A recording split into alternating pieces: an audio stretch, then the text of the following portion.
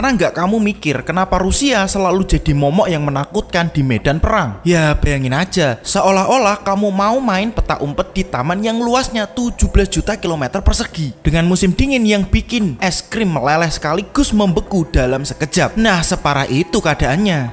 Daripada penasaran, langsung aja kita kulik, kita bahas kenapa Rusia ini jadi kuburan bagi pasukan penyerang sepanjang sejarah.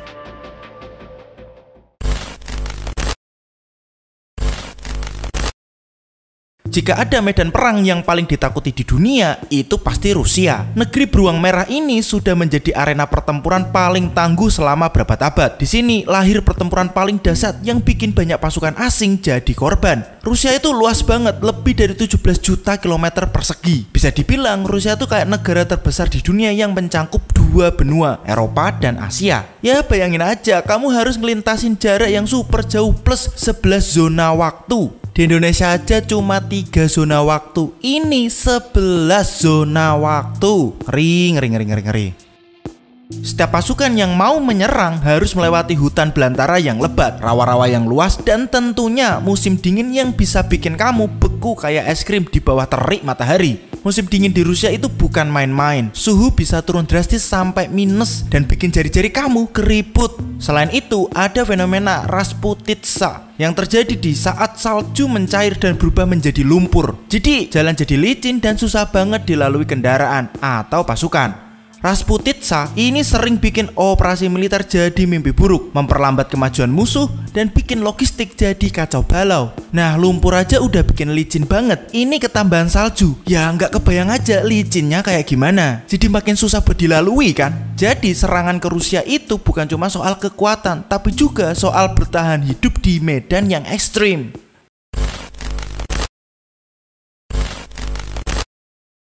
Strategi bumi hangus. Rusia nggak cuma andal dalam menghadapi alam, tapi juga pintar dalam strategi perang. Salah satu taktik andalannya adalah bumi hangus. Jadi ketika pasukan Rusia melihat musuh datang, mereka langsung membakar tanaman, menghancurkan infrastruktur, dan memusnahkan sumber daya yang bisa dimanfaatkan musuh. Ya bayangin aja, kamu lagi naik mobil terus tiba-tiba jalannya dibakar habis. Pasukan musuh pasti bingung dan frustasi kan. Strategi ini bikin Rusia punya reputasi sebagai medan perang yang gak hanya menghadirkan musuh manusia, tapi juga kekuatan alam yang sama mematikannya. Bahkan dua jenderal militer paling legendaris di dunia, Napoleon Bonaparte dan Adolf Hitler, harus merasakan sendiri betapa kejamnya Rusia.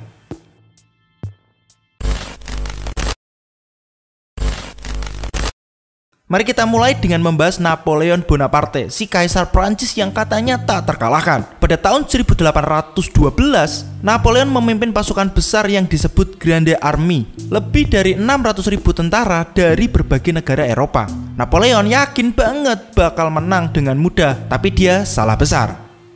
Saat pasukan Napoleon memasuki Rusia, musim panas yang terik langsung berganti jadi musim gugur yang dingin dan hujan yang lebat. Jalanan yang tadinya bisa dilalui kendaraan jadi lumpur yang susah banget dipijak. Pasukan Rusia yang tangguh pakai taktik bumi hangus, membakar desa dan kota, bikin pasukan Napoleon kehilangan tempat tinggal dan perbekalan. Pada tanggal 14 September 1812, Napoleon berhasil memasuki Moskow. Tapi yang dia temui, kota itu hampir sepi. Penduduknya udah kabur dan membakar kota itu supaya Prancis nggak bisa bertahan di sana. Dengan pasukan yang terkuras dan musim dingin yang brutal, Napoleon akhirnya terpaksa mundur pada 19 Oktober 1812. Dari 600.000 tentara, cuma sekitar 100.000 yang berhasil keluar. Napoleon harus pulang dengan perasaan, kenapa aku nggak bawa jaket tebel ya? Pada abad ke-13, Rusia juga mengalami invasi dari Mongol yang dipimpin oleh Batu Khan. Invasi ini tidak kalah brutalnya dengan yang dilakukan oleh Napoleon dan Hitler. Mongol dikenal dengan taktik gerilya dan mobilitas tinggi mereka. Namun, Rusia pada saat itu belum siap menghadapi serangan cepat dan strategis mereka. Meski begitu, bahkan Mongol pun kesulitan menghadapi musim dingin Rusia yang ekstrim. Pasukan Mongol yang terbiasa dengan iklim yang lebih hangat akhirnya terpaksa mundur dan mengalami kerugian besar akibat suhu dingin yang membeku dan persediaan yang menipis. Rusia belajar dari pengalaman pahit ini dan mulai membangun pertahanan yang lebih kuat, termasuk penguatan tembok kota dan strategi pertahanan yang lebih matang. Invasi Mongol ini menjadi pelajaran berharga bagi Rusia dalam menghadapi invasi-invasi berikutnya. Jadi, Meskipun Mongol adalah salah satu penakluk terbesar dalam sejarah, mereka tetap tidak bisa menaklukkan Rusia secara keseluruhan.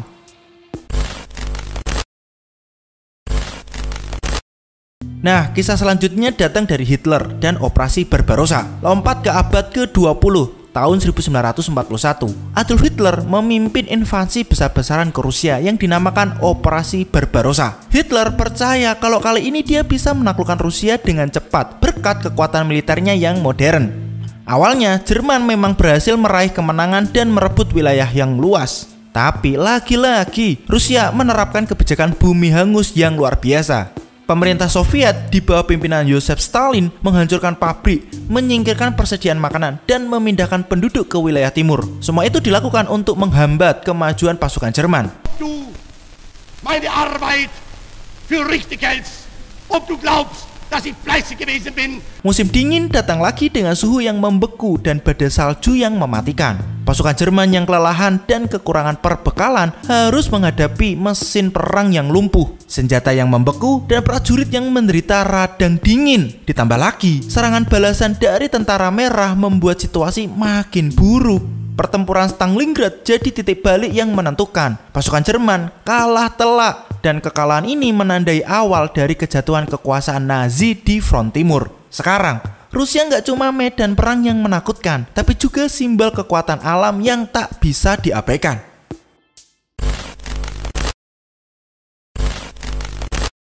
Kebangkitan militer Rusia. Setelah Perang Dunia Kedua, Rusia sempat mengalami penurunan pasca runtuhnya Uni Soviet. Tapi jangan salah, Rusia kembali bangkit dan membangun angkatan bersenjatanya yang modern dan tangguh. Dengan semangat warisan sejarah dan tekad untuk jadi kekuatan besar, Rusia sekarang punya salah satu militer terkuat di dunia.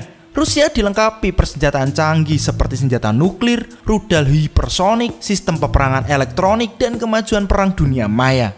Kebangkitan militer ini didorong oleh persepsi ancaman dari Amerika Serikat dan NATO yang terus memperluas pengaruhnya ke arah timur. Rusia merasa perlu memperkuat militernya untuk melawan pengaruh asing dan menjaga posisi mereka di panggung internasional. Jadi, kenapa Rusia selalu jadi medan perang yang paling ditakuti? Karena kombinasi dari luas wilayah yang ekstrim, iklim yang brutal, dan strategi perang yang cerdas bikin Rusia jadi kuburan bagi banyak pasukan penyerang. Sejarah sudah membuktikan baik Napoleon maupun Hitler tidak bisa menaklukkan Rusia dengan mudah. Tapi Rusia bukan cuma tentang masa lalu. Dengan kebangkitan militernya yang modern, Rusia tetap menjadi kekuatan besar yang harus diperhitungkan di dunia. Jadi kalau kamu mau main peta umpet versi dunia nyata, jangan lupa siapin jaket tebal dan persiapan matang sebelum melangkah ke Rusia. Gimana, seru kan cerita medan perang di Rusia? Apa pendapat kamu tentang kegagalan Napoleon dan Hitler di Rusia? Atau kalau ada topik sejarah lain yang pengen kamu ketahui, tulis di kolom komentar ya. Jangan lupa untuk like dan subscribe. Terima kasih sudah nonton. Sampai jumpa di video berikutnya. Dan ini Relung Nalar.